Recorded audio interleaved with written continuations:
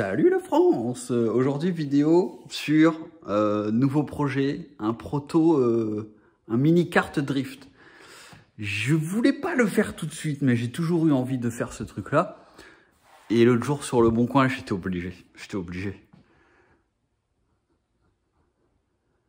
150 balles ma gueule. J'ai acheté cette merde 150 balles. Et en fait, j'ai toujours voulu me faire un mini-kart, voilà. Un truc genre pour emmener les poubelles, pour faire un peu de drift, pour déconner, tu vois.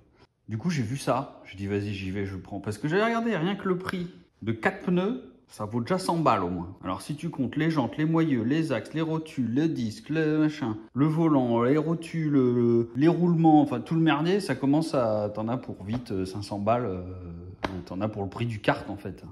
Donc là je me suis dit vas-y, je le prends. Le problème c'est que le bordel il prend 2 mètres carrés au sol, tu vois. Donc il va falloir que je le découpe. Donc l'idée c'est ça, je vais te mettre une petite photo. J'ai étudié, j'ai regardé tous les types de mini-cartes qui existaient et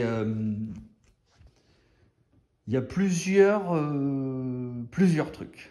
D'une, est-ce qu'on le tape en électrique? Est-ce qu'on le tape avec un moteur de Dirt 125? Est-ce qu'on le tape avec un moteur de tondeuse? Dessus, sur cette merde, je ne sais pas ce qu'ils ont essayé de branler, il y a un moteur de quad. Donc le moteur de quad, c'est un 125 avec 3 vitesses marche avant et 1 vitesse marche arrière. Ce que j'aime bien, c'est qu'il y a le démarreur. Ça veut dire batterie. S'il y a batterie, peut-être je peux faire péter mon Speeduino dessus. Ça voudrait dire que j'aurais un mini kart drift en mode Speeduino où on pourrait commencer à faire des trucs plutôt sympas. Et alors je sais pas ce qu'ils ont branlé. Les soudures, elles sont dégueulasses. Je suis sûr qu'ils ont essayé de souder la couronne sur de l'alu, tu vois. Et du coup, ils l'ont soudé sur la barre ici. Donc, il va falloir que je m'attaque un moment là-dessus pour tout bien déverrouiller. Et ce qui est sûr, c'est que vu la taille de la couronne, à mon avis, la démultiplication par rapport à la taille de la roue, ça ne doit pas du tout être bon. Donc, pour faire le mini-kart, on va dire que le plus important, c'est les roulements arrière, le disque, les roues, le système de roulement avec les roues à l'avant. Et c'est trop bien fait parce que ici, il y a un petit boulon excentré qui te permet de régler l'angle de chasse et un peu le carrossage.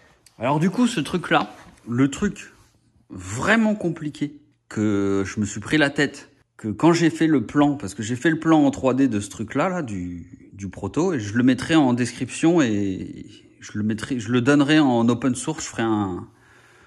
Je ferai un dossier GitHub où il y aura tout dedans, les photos, je mettrai les cotes, tu pourras télécharger les plans, la vue en 3D, enfin je ferai un truc propre.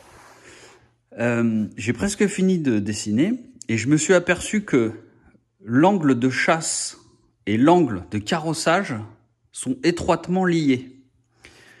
Et c'est très important de pouvoir régler les deux, parce que ce qui peut se passer, c'est que dès que tu commences à tourner les roues, alors j'ai fait mes petits calculs, hein, la roue de devant, faudrait qu'elle fasse 80 degrés. À 80 degrés, c'est possible.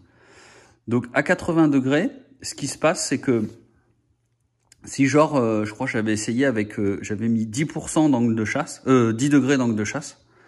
Et ce qui se passe, c'est que quand tu as 10 degrés d'angle de chasse et que tu as 0 carrossage, donc l'angle de chasse, c'est cet angle-là, là, comme ça. Là.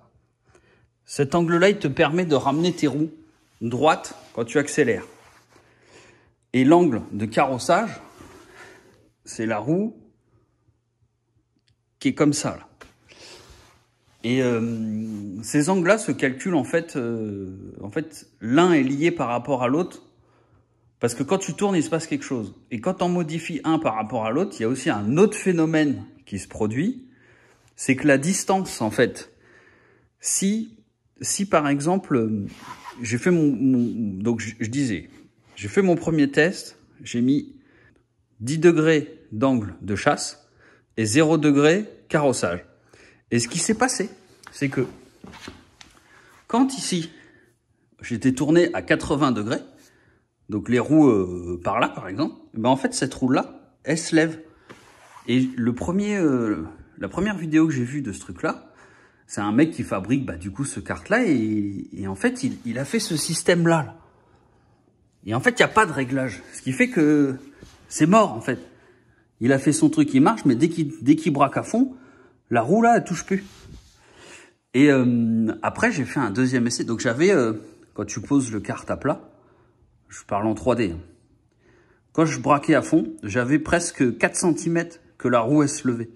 Et vu qu'il n'y a pas d'amortisseur en fait sur un châssis de kart, en fait, du coup, c'est soit le châssis qui travaille un peu, mais il va être tellement petit qu'il va pas pouvoir travailler.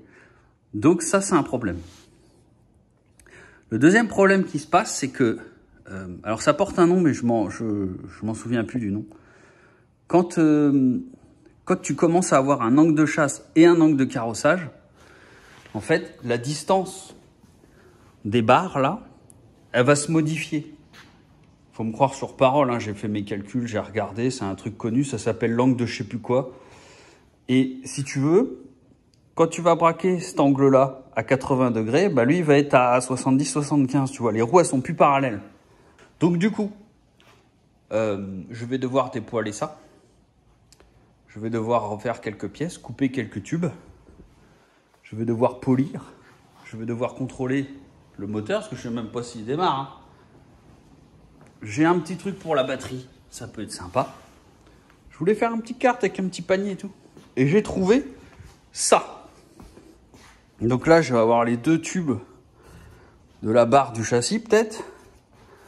Là, j'ai l'arrondi ici pour faire le truc de devant du volant et les 2 petits arrondis des côtés.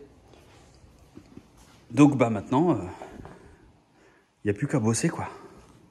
Je sais pas du tout où je pars, je sais pas du tout où je vais. Mais ce qu'il y a de bien, c'est qu'il y a un putain de disque. Il y a un putain d'étrier. Il y a un bon petit volant. Il y a toutes les rotules et tout. Et puis voilà, ça fait chier de couper un... De toute façon, je suis obligé, j'ai réfléchi, il faut que je le déglingue. Le châssis en soi est bien, mais il faut que je le déglingue. Tu dois mourir. Voilà, c'est la fin. Tu dois mourir. Au revoir. Alors, je sais qu'il y a toujours des connaisseurs dans ceux qui regardent les vidéos. Et il y a des trucs que je sais pas sur un kart. C'est par exemple, pourquoi ici, ils ont mis 2 roulements? Il y a bien une raison. Là, il y a une espèce de plaque en alu avec un espèce de réglage. Mais là, ça règle rien du tout. Ici, il y a des trous oblongs. En fait, je sais pas si c'est un réglage pour le mettre de biais par rapport au moteur ou... Je sais pas pourquoi, là, il y a 2 roulements. Et j'ai vu, tous les karts n'ont pas ça, mais en général, les gros, ils ont ça. Donc en fait, celui-là, j'en sais rien si c'est un gros ou pas. Aucune idée. Ce que j'ai vu, c'est qu'il a ça. Et à mon avis, ça, c'est pour accueillir un disque. Donc, c'est peut-être un gros truc. Étrier double piston. Je sais pas trop.